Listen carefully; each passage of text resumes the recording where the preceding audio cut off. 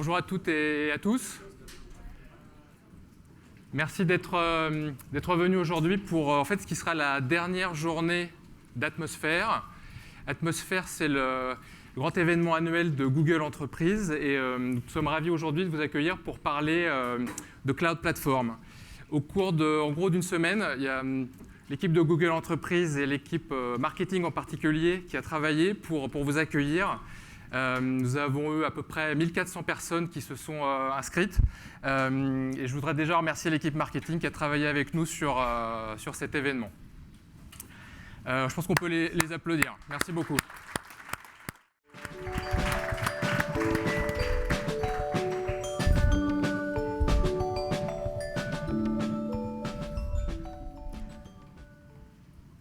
Bonjour à tous. Vous m'entendez bien, oui? Donc, je suis Bastien Legras, je suis ingénieur solution et je suis basé ici à Paris, Google France. Je travaille avec Christophe, on couvre tous les deux l'Europe du Sud, qui est France, Italie, Espagne, Portugal, et même quelques autres pays, pour apporter à nos clients l'offre Cloud Platform. Clients de toute taille, et d'ailleurs ici dans cette salle, il y a des startups, il y a des grands comptes, on a aussi des partenaires. Et donc cette présentation est vouée à répondre aux questions que vous pourriez avoir, quelle que soit votre taille, que ce soit des usages B2C, B2B, B2E. Et donc on va voir sous les aspects techniques en quoi constitue l'offre. Donc on va parler de plein de choses. Là j'ai fait un nuage de mots, on va dire, pour parler français, des différents mots qu'on va passer, différents thèmes. On va parler de cloud évidemment, on va parler de PRA, on va parler de Linux, on va parler de Windows, on va parler de Red Hat, de Big Data, de scalabilité. Et j'en passe et j'en passe. Je ne sais pas si je pourrais tous les parcourir, mais c'est ça qu'on essaie de couvrir aujourd'hui. Donc je vais repartir du concept que vous devez connaître, au moins les architectes et les développeurs, qui est le concept de l'iceberg. Je ne sais pas si ça vous parle. L'iceberg, c'est en réalité tout un projet informatique. Il est constitué, on peut le voir comme un iceberg, avec une partie immergée, une partie émergée. Et l'idée, c'est que ce que vous faites pour tout projet, interne ou externe, c'est tout ça. Par contre, ce que vos clients ou vos collaborateurs vont voir, c'est ça. C'est vraiment l'idée aussi du cloud, c'est vous faciliter à vous concentrer et vous focuser donc sur ce qui compte réellement et moins sur cette partie-là, la mécanique, la plomberie comme on dit, qui est aujourd'hui ultra, on va dire, industrialisée et facilitée par entre autres nos solutions.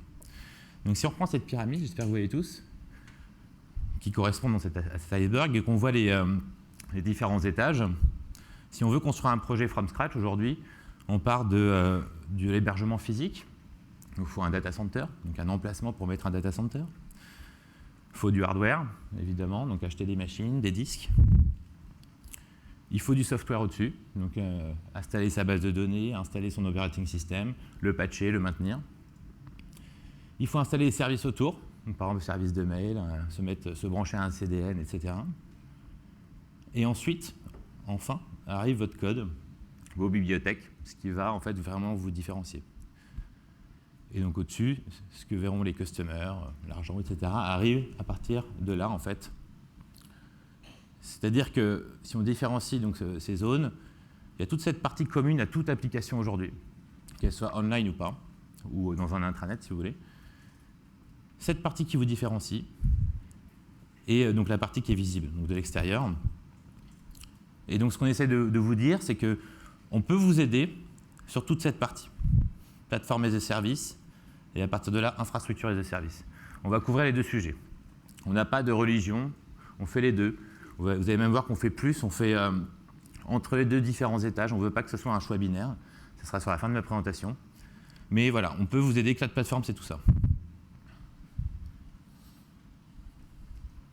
Donc cette offre, elle repose sur trois familles de produits. La famille Compute, dans laquelle on trouve App Engine, qui est l'offre Platform as a Service. Je ferai une démo sur la fin. On va démarrer par l'infrastructure et finir par la plateforme. Compute, donc ça c'est la partie infra, donc les VM. La partie stockage, donc il y a différentes versions de stockage. Il y a la version au sens stockage objet, qui est Cloud Storage. On a la version ensuite Cloud SQL en mode base de données, donc c'est une base MySQL 100% managée. On a l'offre Cloud Data Store qui est une base NoSQL en réalité, elle aussi 100% managée. Et ensuite, on a des services, dont BigQuery qui est un service orienté Big Data. Et j'ai un collègue, Guillaume, qui vous fera une démo de ce produit. Et Cloud Endpoint qui est un service orienté développement mobile. Tous ces services, comme le slide est lourd, j'en profite pour boire un petit peu. Tous ces services sont l'externalisation de ce qu'on a fait en interne. En réalité, comme vous pouvez le voir. En réalité, c'est l'externalisation d'Omega qui a donné naissance à App Engine. App Engine, ça date de 2008. Donc l'offre est récente, ça fait 2 ans qu'on l'a lancée, mais elle regroupe des produits qui existent pour certains depuis déjà très longtemps. Ensuite, on a les offres comme celle de BigQuery, c'est en fait la version externe de Dremel. Ça, c'est tous nos efforts internes pour manager, parce que c'est notre cœur de métier, hein, évidemment, de cruncher des gros volumes de données. BigQuery, on utilise donc sa version interne Dremel, dont le papier se trouve sur research.google.com d'ailleurs, qui a été annoncé en 2010, pour par exemple analyser nos spams, analyser les logs entre les machines, analyser aussi les logs de AdWords, etc. Donc on ne fait qu'externaliser du savoir-faire interne. Idem pour les aspects stockage, SQL, Data Store. Là on voit les Colossus, qui a été annoncé en 2012, pardon. C'est notre infra global, transverse à tous les produits de stockage d'objets. Colossus, aujourd'hui, héberge plus de 10 exabytes, pour vous donner une idée. Et Compute Engine, donc l'offre pure infra, c'est l'externalisation. Donc, vous ouvrir l'accès à nos data centers, à la façon dont on gère nos ressources informatiques. Donc, on va faire un deep dive sur chacun et des démos, hein, bien sûr. Donc, ce que j'essaye de dire, ce qui est très important, cette offre, elle n'a pas été construite par une équipe à part qui a acheté des data centers. Ce sont les mêmes data centers sur lesquels on fait tourner google.com, youtube.com. Exactement les mêmes. L'idée, c'est que, pour vous donner des échelles de grandeur, je ne sais pas si vous avez une idée de quoi on parle en termes de capacité de calcul. On n'a pas le droit de donner les chiffres exacts, mais les ordres de grandeur seulement. On est en dizaines de millions de corps. Okay, dizaines de millions de cœurs pour ce qui est capacité de calcul à travers le monde. Trafic moyen de Google sur Internet, c'est en dizaines de téraoctets secondes. Ça aussi, c'est des très gros chiffres, dans lesquels, pour servir ce trafic, en fait, on a différents points de présence. On en a à Paris, on en a dans toutes les grandes villes. Et à l'échelle mondiale, on est en milliers de points de présence. Tous ces points de présence sont reliés en fibre noire à nos data centers, à notre backbone dont je vais parler après. La longueur de notre réseau, si on a aligné toutes nos fibres, elle est en centaines de milliers de kilomètres. Donc on est dans des distances astronomiques.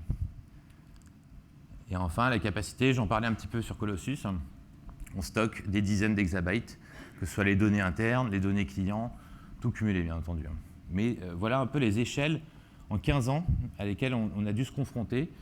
Et c'est pour cela qu'on a dû inventer plein de technologies et contribuer à plein de technologies dont je vais parler juste après. Donc voilà un peu une picture high level, on va dire, de notre réseau, qui est de type OpenFlow, donc software defined. L'idée, c'est que ce réseau est complètement privé, donc on manage 100% la qualité. Donc on va répartir, en fait, on a une QoS en fonction des services. Donc les services payants, comme Cloud Platform, justement, sont prioritaires par rapport aux services Google. La partie blanche de la page la sera moins, s'il y a moins de SLA dessus. Donc ça, c'est un point différenciateur, c'est-à-dire qu'on maîtrise 100% ce réseau.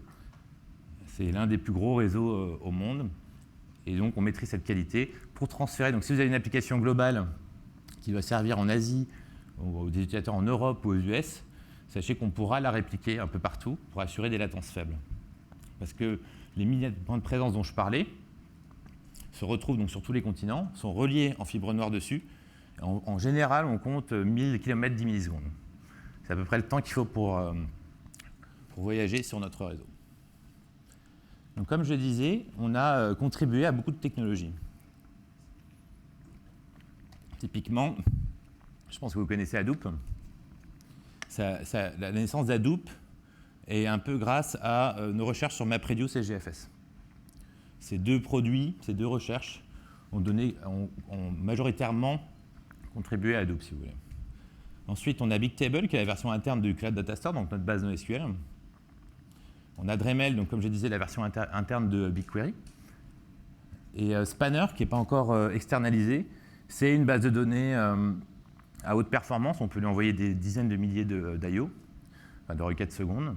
On peut la géolocaliser de façon mondiale et avoir des faibles latences. Donc c'est un peu, pour nous, aujourd'hui, le Graal, on va dire, en termes de stockage de bases de données. Et Colossus pour la partie stockage fichier. Donc, pour parler un petit peu de... je ne peux pas parler de roadmap, mais je peux parler de ce qui s'est passé sur les 12 derniers mois. Donc voilà un petit peu l'actualité récente de l'offre sur la partie compute et après sur la partie data. Donc comme vous le voyez, on a annoncé à I.O. l'année dernière Compute Engine, qui entre-temps, vous voyez en décembre, est arrivé en GA. GA, c'est Generally Available, disponible pour tous, avec SLA. On travaillait déjà dessus depuis 3 ans en réalité, donc c'est très très lourd pour nous. Et forcément, quand on parle de centaines de milliers de serveurs, même si on avait une couche de virtualisation interne, il a fallu l'externaliser. Et c'est du gros travail en termes de sécurité, etc. C'est pour ça que ça nous prend un peu de temps. On a annoncé le PHP sur App Engine. L'idée, c'est qu'il est en phase aujourd'hui preview. Il sera très bientôt en phase generally available. On voit d'autres composants internes à App Engine, comme le même cache dédié, les Cloud Endpoint, qui sont aussi en GA. Donc c'est une roadmap très impressionnante. Celle de cette année est aussi chargée que celle de l'année dernière, en réalité. Parce qu'en fait, les équipes derrière tout ça, c'est une équipe globale qu'on a décidé de fusionner avec l'équipe infrastructure. Donc on a en fait plus de 1000 ingénieurs sur cloud qui fusionnent avec plus de 3000 ingénieurs sur infrastructure. On veut que cette plateforme, ça a été annoncé par Urs, notre grand patron infra, le 25 mars, soit la plateforme unique de Google, interne et externe. On va migrer à terme nos produits dessus. On en a déjà qui tournent dessus. On va migrer nos produits pour qu'on soit client de cette plateforme, tout comme vous, à 100%. Donc les mêmes requirements. D'où cette roadmap aussi, parce qu'on doit atteindre le niveau d'exigence qu'on a en interne pour YouTube, etc. On a annoncé différentes certifications, ISO 27001, là on voit la IPA pour la santé. On a annoncé la migration live des machines. Donc s'il y a une panne sur un node physique, on va automatiquement bouger la VM sans perte. Donc voilà pour la partie compute. Pour la partie data, on a donc annoncé le Data Store, les jointures à grande échelle sur BigQuery, le cryptage au repos à 13, donc pas sur les données en transport, mais au repos sur Cloud Storage. La notion des disques persistants sur Compute Engine, dont je parlerai un peu plus tard aussi. L'offre Cloud SQL a été annoncée en GA avec Costco d'ailleurs comme plus gros client en février. Donc c'est MySQL en mode manager, comme je le disais. On a annoncé aussi le streaming sur BigQuery. Donc dans la démo dont je parlerai tout à l'heure, en fait, on injecte des commandes. On peut en injecter jusqu'à 100 000 par seconde dans BigQuery. Donc c'est du big data real time, on va dire. Capacité d'importer vos données en mode offline. Donc si vous avez par exemple des Tera ou des pétaoctets à stocker chez nous, vous pouvez même nous envoyer vos disques physiquement. Et on va importer depuis nos data centers. On a des points d'ingestion, on en a à Zurich, en Inde, aux US. Donc ça, c'est pour faciliter la migration dans le cloud, qui est coûteuse en termes de réseau. Donc on va faire un petit quiz pour essayer de rendre la journée un peu interactive. J'ai 3 questions. Vous allez utiliser en fait vos paddles que vous avez sur les tables. Il y a rouge, vert. On a une petite vidéo d'intro du quiz pour vous montrer un peu le principe, inspiré d'un film que vous connaissez peut-être. La raquette rouge signifie non et la raquette verte signifie oui. Draguer un collègue stagiaire, rapporter de la nourriture de l'entreprise, boire une bière avec son patron. Je sais pas si vous avez reconnu le film Internship, qui est assez drôle, j'avoue. Mais bon. Alors, première question. Pensez-vous que sur l'offre cloud, donc merci pour la lumière, on puisse héberger en Europe ces données, ces machines, etc. Donc vous faites vert si vous pensez que oui, rouge sinon. Et moi, je vois qu'on a une écrasante majorité de verts. Donc, on va voir si vous avez raison. J'appuie. Et oui, vous avez raison, vous avez gagné. On peut héberger en Europe. On a un data center, en réalité, pas bien loin d'ici. Je ne peux pas dire le nom, mais bon, il est facile à trouver. Sur lequel vous pouvez héberger vos machines Compute Engine. On a plusieurs zones de disponibilité. et vos données cloud storage aussi. Vous pouvez dire, mon pétaoctet de données, je le mets uniquement en Europe. Il ne sort pas de l'Europe. Okay. Deuxième question. Combien coûte? Est-ce que vous pensez que pour requêter sur BigQuery, dont on fera une démo d'ailleurs tout à l'heure, enfin Guillaume en fera une, pensez-vous que la requête coûte 100 € pour requêter 1 teraoctet de données sur BigQuery? Alors on a une majorité de non. Ah mais c'est carrément unanimité de non. Ok. Et bien vous avez encore une fois raison. C'est pas 100 € en réalité. Pour requêter 1 tera, c'est 3,60 €. Et si la requête est en cache, c'est 0 €. Donc c'est pour vous donner un peu l'idée aussi des volumes dont on parle. Troisième question. Pensez-vous qu'on puisse démarrer sans machine en moins de 2 minutes sur Love Compute? Ouais, mais il y a des partenaires dans la salle, je vais pas tricher. Ah, vous êtes tous bons, je ne sais même pas pourquoi on fait ce quiz. Effectivement, on peut les démarrer en moins de 2 minutes. Et c'est justement l'objet de la démo. On va voir combien de temps ça prend en réalité. Donc on va switcher, s'il vous plaît, sur mon laptop.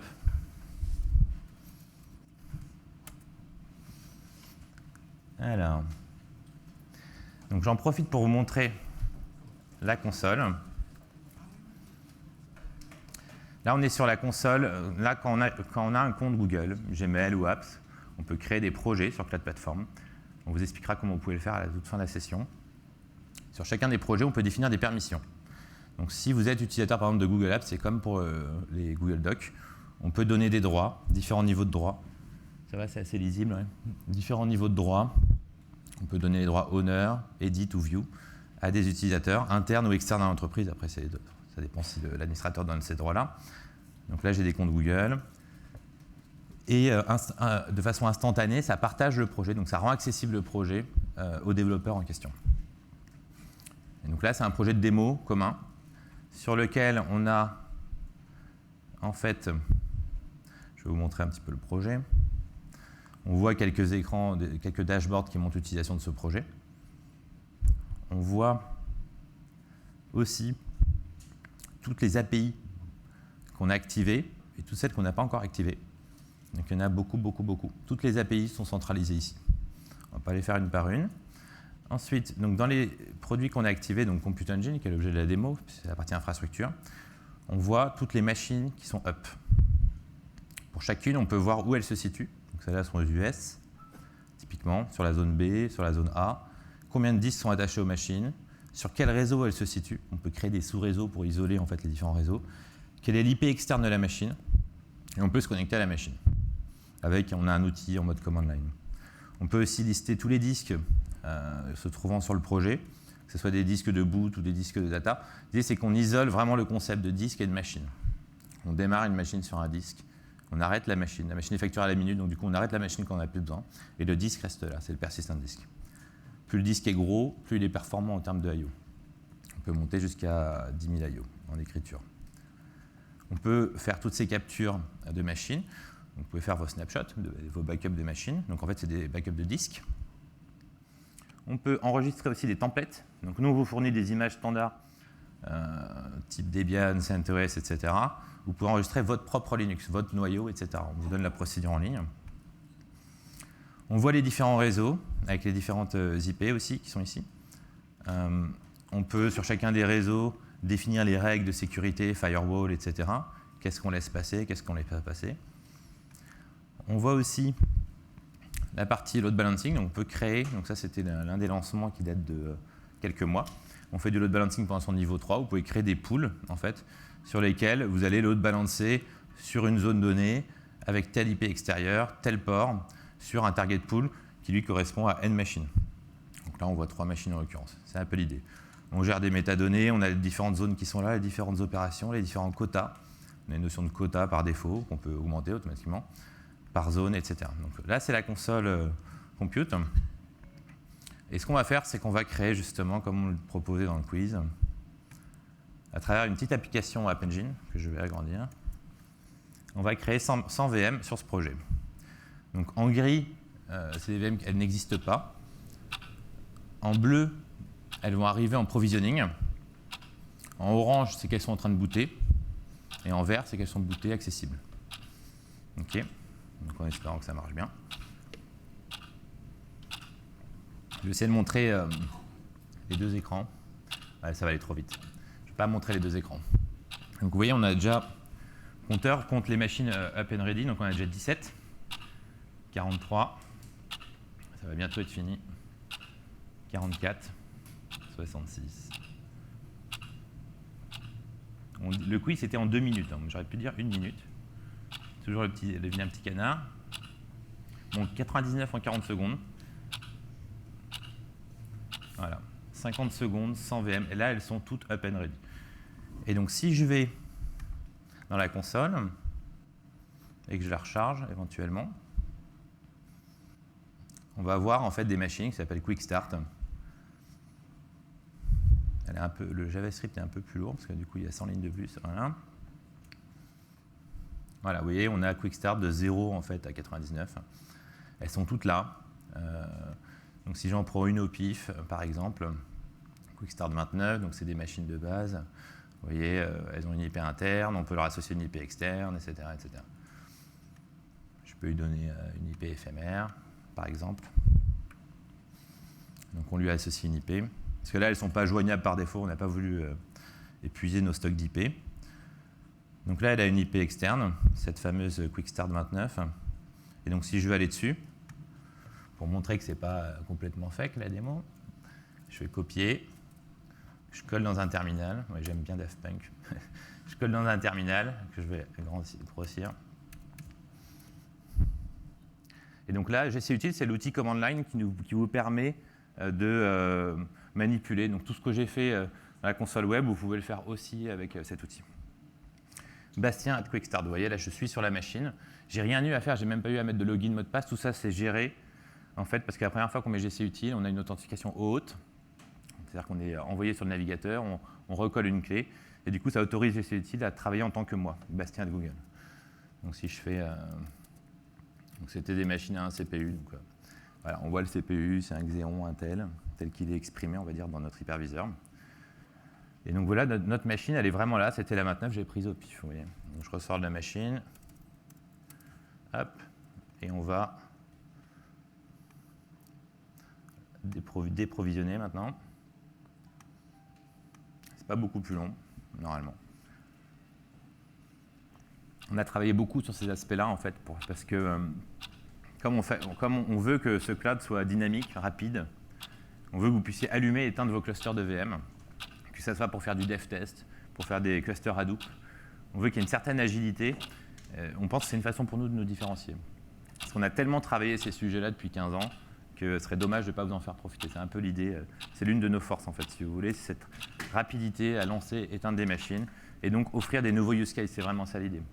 Vous avez besoin de 6000 machines pendant 10 minutes, facture à la minute à partir de 10 minutes, ben ça devient abordable. Ce n'était pas abordable avant. Vous voyez, donc ça permet des nouveaux use cases. Vous voyez, donc là, on voit ça redescend. Voilà, 44 secondes, c'est plus rapide de les détruire. Voilà pour cette démo YAS. On va reprendre les slides et parler de pass. Je regarde où j'en suis. Pas trop mal. Donc, alors, ce que je disais au tout début, c'est qu'on ne veut pas que le cloud soit un choix binaire de infrastructure ou plateforme as a service. On veut vous offrir, en fait, des mondes intermédiaires. Je vais vous en parler un peu plus. L'idée, c'est que, je pense que vous le savez, en mode infrastructure as a service, nous, tout ce qu'on vous offre, c'est la partie machine, une machine qui est allumée, connectée sur Internet. C'est à vous de mettre votre OS, à vous de le patcher, à vous de mettre votre Apache, votre MongoDB, etc. Mais à vous de tout manager au-dessus. Donc, vous faites encore 90% du boulot. En mode pass, il y a une grosse différence parce que c'est par exemple le cas d'App Engine. On va fournir des machines qui tournent sur lesquelles il y a déjà le serveur web. Donc, vous n'avez plus qu'à mettre uniquement votre code applicatif. Vous avez une appli Java, vous uploadez l'appli, vous faites la déployer et nous, on va automatiquement gérer la scalabilité en dessous. Manager les OS, le serveur web, les aspects réseau, tous ces aspects-là. S'il y a des machines qui tombent, on les redémarre, etc., etc. Donc, ça veut dire que vous pouvez vous concentrer un peu plus sur le code. Donc, je fais référence à mon iceberg de tout à l'heure. Et donc, comme aujourd'hui, il n'y a que ces deux mondes, ce qu'on veut, c'est vous apporter, trouver un intermédiaire pour vous apporter le meilleur des deux mondes, qui aurait à la fois la flexibilité de Compute Engine, Vous pouvez tout faire tourner sur Compute Engine, tout type d'OS, tout type de software, etc. Vous n'avez pas la limite du monde PaaS, sur lequel il y a forcément cette fameuse limite. Il y a par exemple des bibliothèques blacklistées, etc. dans App Engine. Mais on veut vous apporter aussi cette partie managée, cette partie productivité de développeur qui est inhérente en fait, à la plateforme as a service. Et donc pour cela, on a annoncé en preview, et on en parlera encore plus dans un mois à Google I.O., qui est notre messe annuelle développeur, la notion de Managed Virtual Machines, qui en fait, l'idée c'est que vous pouvez vous dire, voilà, dans mon projet, j'ai une partie qui peut tourner dans le monde plateforme as a service. J'ai par contre une partie qui a vraiment besoin de tel OS, etc., qui n'est pas flexible, parce que vous avez un legacy par exemple. Et donc, elle ne peut tourner que sur Compute. L'idée, c'est que vous allez enregistrer cette partie sur Compute avec les templates dont je parlais tout à l'heure dans la démo. Et vous allez déclarer cette VM dans App Engine en disant ce code, il va tourner sur cette VM, sur ce template de VM. À toi, App Engine, d'aller créer les bonnes VM pour faire tenir la charge. Et donc, vous êtes dans un monde hybride entre plateforme as a service et infrastructure as a service. C'est App Engine qui crée pour vous, enfin qui instancie votre template sur la partie legacy pour faire tourner votre application dans son ensemble. Et donc qui apporte l'autoscalabilité. Donc là, il y a un récap justement des points positifs de ce modèle-là. Donc vous avez l'auto-management d'App Engine, l'out-dispo d'App Engine, vous avez la flexibilité dont je parlais de Compute Engine, etc. Donc c'est vraiment l'idée du meilleur des deux mondes. Donc c'est en preview pour l'instant. C'est sur notre site, developers.google.com/cloud. Vous pouvez déjà le tester pour vous faire une idée. On a aussi un autre monde, toujours entre Compute et App Engine, qui est la notion de replica pool. C'est-à-dire qu'on ne fait pas d'App Engine encore, ça reste vos VM sur Compute, sauf que ce que vous voulez, c'est juste de l'autoscalabilité. Donc vous avez juste des pools d'autoscalabilité. C'est quelque chose aussi qu'on a annoncé. Donc vous avez votre template, vous managez directement par le load balancer qui est dans Compute Engine la scalabilité de ce pool. Et on est dans un monde Compute Engine uniquement. On n'est pas dans le monde App Engine, mais vous avez la partie manager autoscalabilité. On détruit les machines qui ont un problème, on va en recréer, etc. etc. Donc voilà, vous déclarez votre template et on va gérer les aspects déploiement, manage VM, toute la partie disque, réseau, load balancer. Donc ça fait déjà toujours dans l'iceberg quelques étages en moins à gérer. Et donc le récap de tout ça, c'est qu'on a en fait 4 versions entre l'offre la plus infrastructure des services qui est Compute Engine, où vous allez gérer complètement cette infrastructure, l'offre Replica Pool dont je viens de parler, où on va gérer pour vous le provisioning et la gestion de le health check management, donc le fait de s'assurer que les machines soient saines, on va dire, et les redémarrer s'il y a un problème. Le niveau au-dessus dont je parlais tout à l'heure, Manage VM, qui est donc vraiment à mi-chemin entre le PaaS et l'IaaS, sur lequel c'est App Engine qui fait tourner toute la partie de votre code qui a été créé dans le monde App Engine, où ça peut être du Java, du Python, du Go, du PHP, on gère tous ces langages sur App Engine d'ailleurs.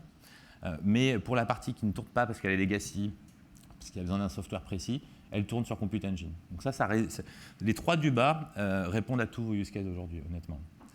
Ensuite, tout en haut, on a le mode complètement managé. Donc on a des clients comme ça, par exemple un Snapchat, ils ont des milliers de VM chez nous qui tournent à travers App Engine uniquement. Ils sont partis de zéro il y a 1 an. Ils ont développé un back-end pour une application mobile qui est le réseau social que vous connaissez peut-être, Snapchat. Aujourd'hui, il y a, je crois, 400 millions de photos qui circulent dessus tous les jours. Ils ne sont pas du tout une mentalité infra. Par contre, on a beaucoup de clients qui ont une mentalité infra et qui veulent aller customiser leur base de données, etc. Ce qu'on comprend tout à fait.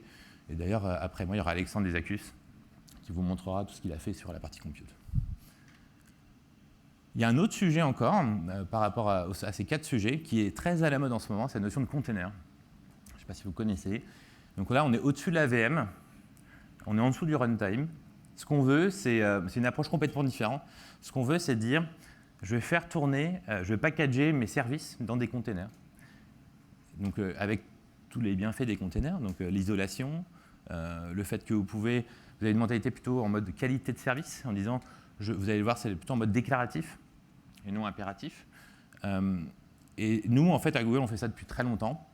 On en fait tourner 2 milliards en fait, par semaine, des containers.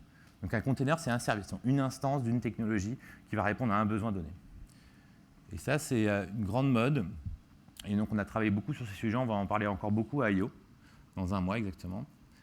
Et l'idée, c'est qu'on a mis à la version open source de ce qu'on utilise en interne pour gérer les containers, qui est Let me contain that for you. C'est le nom du projet, qui est sur GitHub. Vous pouvez utiliser, il y avait déjà la notion de LXC, donc les Linux Containers. Donc là, c'est vraiment notre version. C'est encore une fois externalisé ce qu'on fait déjà en interne. Et donc, vous pouvez aller le voir. Ça fonctionne déjà par rapport c'est déjà intégré à Docker, qui est une technologie de référence dans la notion de container. L'intérêt de ça, c'est que vous pouvez prendre une machine existante chez vous, vous installez Docker en quelques secondes, vous flashez votre machine et vous la faites retourner sur n'importe quoi ailleurs. Vous pouvez faire tourner une Ubuntu sur une Debian et vice-versa, etc. Donc ça industrialise la notion de portage d'applicatifs. En prenant en fait une photo du code, du runtime du code, des éléments de base de l'OS, et on virtualise l'OS dans un autre OS. Donc vous pouvez réellement faire migrer des centaines de VM en une journée avec Docker. C'est assez impressionnant et c'est très rapide. Donc on travaille beaucoup avec eux. Et donc du coup, cet état d'esprit, on va dire, c'est un changement un peu de paradigme, fait qu'on est plus en mode, comme je disais, déclaratif et non impératif. Ce qu'on va dire, c'est fait tourner une centaine de containers, tout ce qu'on veut, c'est que ces tâches soient terminées dans 1 heure, par exemple. Donc on va donner des objectifs, des timelines, des deadlines, et nous on a ce modèle de deadline justement en interne. Et donc du coup ça va charger les containers les uns après les autres, et ça a cette compréhension en fait de la performance et de la deadline. Donc c'est répétable, on le lance et après on n'y touche plus. Si ça crache, c'est pensé pour pouvoir crasher, donc du coup on peut en lancer d'autres. C'est extrêmement facile à utiliser et ça vous offre une souplesse qui était franchement inégalée. Donc c'était pour... Là, je vous ai parlé de tout ce qui était donc, infrastructure jusqu'à plateforme as a service. Donc, je vais vous faire maintenant, pour terminer, une démo sur la partie plateforme as a service, justement, qui est la partie donc, App Engine, avant de redonner la parole à Christophe. Et donc, on va repasser sur mon écran, s'il vous plaît. Là, c'est un exemple de site e-commerce qu'on a développé, nous, ingénieurs solutions cloud platform. On n'est pas du tout des web designers, donc je vous conçois qu'il est moche. Mais ce n'est pas du tout l'objet de la démo. L'idée, c'est que vous avez des produits. Vous voyez, je charge des produits, donc on n'a pas optimisé la partie graphique du tout. Ça met même du temps à charger, etc. J'ai mon petit panier, etc. Ce que j'essaie de vous montrer là-dessus, c'est une application qui tourne sur App Engine. Pour ceux qui connaissent un peu, on est sur AppSpot, qui est le domaine standard App Engine, sur lequel aujourd'hui tournent quelques millions d'applications au passage. Et l'idée, c'est qu'on va simuler de la charge, un peu comme si c'était les soldes de Noël. On va simuler une charge phénoménale et voir comment App Engine se comporte en termes d'autoscalabilité. Aujourd'hui, cette charge, on a créé une charge latente, qui est celle-là. Je vais sortir de mon plein écran, ça va être compliqué. Donc on simule, on a un petit script qui tourne, qui simule, je crois que c'est une commande par seconde, quelque chose comme ça. Donc chaque ligne, c'est une commande que prend en charge le site. Donc il enregistre dans BigQuery, qu'il enregistre dans les logs. Donc il y a des appels base de données par rapport à cette commande. Mais bon, ce n'est pas une charge phénoménale. Et pour tenir cette charge, donc je vais dans la console App Engine ici, on voit qu'on a 5 VM. On a 2 qu'on a définis en résidente et on en a 3 qui sont arrivés en dynamique, qui ont été créés par App Engine. D'ailleurs, je recharge, on a même moins que ça. On a même plus qu'une résidente et une dynamique. Parce qu'en fait, c'est variable. Je ne suis pas le seul à appeler ce site. C'est un site partagé en interne. Et donc voilà, donc forcément, il ne fait pas grand-chose. Il y a une commande par seconde. Il n'y a pas besoin de 50 VM pour faire tourner ça. Ce que je vais faire, c'est que je vais lancer à travers un script quelque chose qui simule une charge folle. Et donc, ce qui se passe, c'est que je reviens, j'ai lancé mon script. Vous voyez, là, d'un seul coup, ça s'affole en termes des commandes. Donc, en fait, on lance 10 000 commandes en 1 minute. Donc, qu'est-ce qui se passe? Forcément, il faut répondre à cette charge. Et donc, si je reviens sur ma console, donc déjà, le site, il est encore, si je recharge, navigable, comme vous pouvez le voir. Là, j'ai mon petit loading des produits qui ne va pas prendre plus de temps, mais bon, c'est vrai qu'il n'est pas très optimisé. Ce que je veux vous montrer, c'est les instances. Là, je vais recharger cet écran. Et là, d'un seul coup, on est passé, comme vous le voyez, on avait 2 VM qui traînaient. On en a 15 maintenant. 2 résidentes et donc 13 dynamiques. On a 15 VM et j'ai rien fait. C'est App Engine qui a compris qu'il y avait une charge qui arrivait dessus. En fait, on définit des objectifs de latence et App Engine va automatiquement provisionner des VM pour répondre à cette demande. Parce que là, elle continue, on est à 3000, ça va monter jusqu'à 10 000. Donc je vais recharger mon écran progressivement. Donc il a jugé que 15, c'était suffisant, a priori. Donc ça ne devrait pas trop remonter. Mais ce qui va se passer, c'est qu'à la fin du pic, là on est à mi-chemin, ce qui va se passer, c'est qu'il va falloir redescendre cette notion d'autoscalabilité, on provisionne, et ensuite on déprovisionne. Et j'ai rien fait. Donc ça, c'est vraiment le modèle, enfin, ce que disent toujours les retours qu'on a de nos clients App Engine, c'est de se dire, je peux dormir sur mes 2 oreilles. Il peut y avoir des pics la nuit et le jour, je m'en fiche. Je sais que c'est géré par App Engine. Nous, ces pics-là, on en gère en permanence, tout le temps. Et donc, c'est les mêmes technologies qu'on a derrière, et c'est ultra réactif. C'est-à-dire qu'on n'a même pas eu le temps de voir de 1 à 15. C'est-à-dire qu'en quelques secondes, il a compris tout de suite qu'il y avait une charge qui était comme ça, et du coup, il a provisionné les machines, et les machines sont déjà prêtes en réalité. On a des machines qui attendent, et en fait, on redéploie dessus, et automatiquement, elles arrivent dans le pool. Donc là, on commence à arriver à la fin du pic de charge. Voilà, il s'est calmé. Donc j'espère qu'on n'arrive pas trop tard ici. Non, on en a encore 15. Et ce qui va se passer, c'est que ça va redescendre petit à petit, en fait. Alors il attend quand même, il veut s'assurer que cette fameuse charge est passée. Donc j'attends encore un petit peu. Je vais en profiter pour vous montrer peut-être la console App Engine. Donc vous pouvez aussi manager vos versions. Vous pouvez faire du traffic splitting, du A/B testing, toutes ces choses-là. Vous pouvez le faire entre 2 versions. Vous voulez tester une nouvelle fonctionnalité sur 1% de vos utilisateurs, c'est ce qu'on fait nous d'ailleurs, sur tous nos produits. Vous pouvez facilement dire dans App Engine, voilà, je veux qu'1% de mon trafic aille sur telle version de l'application. Ah bah, il ne redescend pas. Ça se trouve, il y en a un autre qui est en train de... Comme c'est un environnement partagé, c'est pas impossible qu'il y en ait un autre qui est en train de l'attaquer. Ah, ça y est, ça commence à redescendre gentiment, on est à 13. Et donc ça va redescendre petit à petit. Et donc d'ici, on peut voir, c'est-à-dire que là, on enregistre les appels dans le data store, donc la base NoSQL dont je vous parlais tout à l'heure. Donc on peut le voir d'ici, on peut voir les index. On peut contrôler toute l'application d'ici, en fait, si vous voulez. On peut gérer les tâches planifiées, les files d'attente, les notions de recherche prospective, recherche par texte, etc. Voilà, vous voyez, ça redescend. Là, on est passé de 13 à 8. Ça va redescendre doucement, maintenant que le pic de charge est passé. Voilà. On va revenir au slide, s'il vous plaît. Ben voilà, c'était ma dernière démo. Je vais repasser la main à Christophe. Je vous remercie à tous.